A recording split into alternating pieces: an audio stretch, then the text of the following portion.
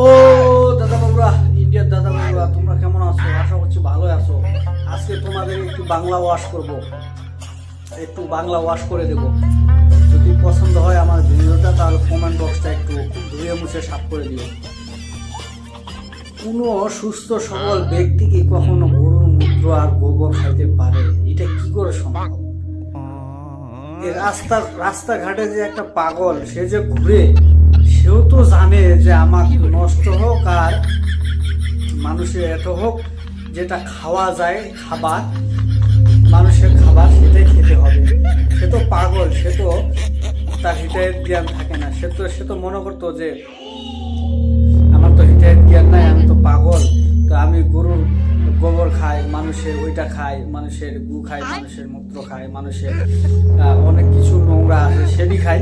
কিন্তু সেই পাগলও বুঝে যে না, এগুলো খাওয়া যাবে না, এগুলো নোংরা জিনিস, খেতে হয় ভালো জিনিস। আর তোমরা দাদা বাবুরা, তোমরা এমন ব্যাকল লোক, তোমরা এত ব্যাকল একটি জাতি। গরুর মূত্র আর গোবর কিভাবে পান করো তোমরা? রুটি দিয়া গোবরটা রুটির মধ্যে রাখা, কিভাবে রুল বানাইয়া বাপ কিভাবে খাইতেছে, আমার তো দেখি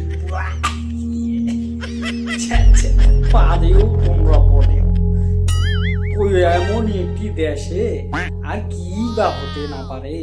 হ্যাঁ, যেই দেশে 70% মানুষ জঙ্গলে, ফাঁকা জায়গায়, রেল স্টেশনে, যেখানে সেখানে ওই যে ওইটা করে, ওই যে হাগু করে, হাগু। তোমাকে দেখে আমার কিডা শরম আর লজ্জা লাগতেছে, আমার কথাগুলো বলতে লজ্জা লাগতেছে। তোমরা আবার বড় বড় কথা কও যে বাংলাদেশে অপারেশন সিঁদুর দেব, সিঁদুর। আবার খটা করে কও অপারেশন সিঁদুর না, অপারেশন ইঁদুর দিলেই হবে। তোমাকে বলতেছি, তোমরা তো কাটা, তোমরা তো কাটো নাই, বুঝো নাই? তোমরা যদি কাটতা তাহলে তোমাদের সাহস হতো। আর বাংলাদেশের বাঙালিরা, এরা হচ্ছে মুসলিম বীরের জাতি, এরা কাটছে মুসলমান, এরা মুসলমান বীরের জাতি। এরা মরলে শহীদ, তাই মরার চিন্তা করে না। আর মরার আগে তগো মতো যে আঁকাটাগুলো আছে না, এগুলো 5টা 10টা 100 যা আছে সবগুলো সাইজ করেই তারপরে ডেট হয়। বুঝতে পারলেন কিনা?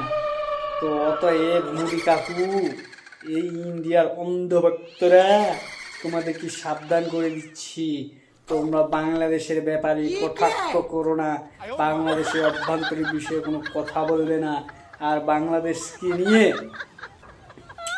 কোনো বাজে মন্তব্য করবে না। বুঝলেন কিনা?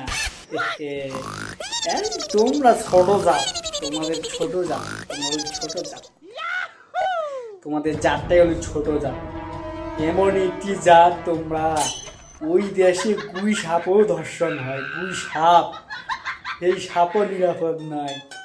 চিনতে পারতেছেন? রাস্তার পাগল কুত্তে থেকে শুরু করে সবাই নিরাপদ না ওই দেশে, সবারই ধর্ষণ হওয়ার ভয় আছে ওই দেশে। এমন একটি নিকৃষ্ট দেশ, সন্ত্রাসী দেশ, ছি! এই দেশের আবার বড় বড় কথা, নাউজুবিল্লাহ। ভিডিওটি ভালো লাগলে শেয়ার করে দেবেন সবাই। কাটারা একবারে জায়গা মতো দিমুনি ধরে।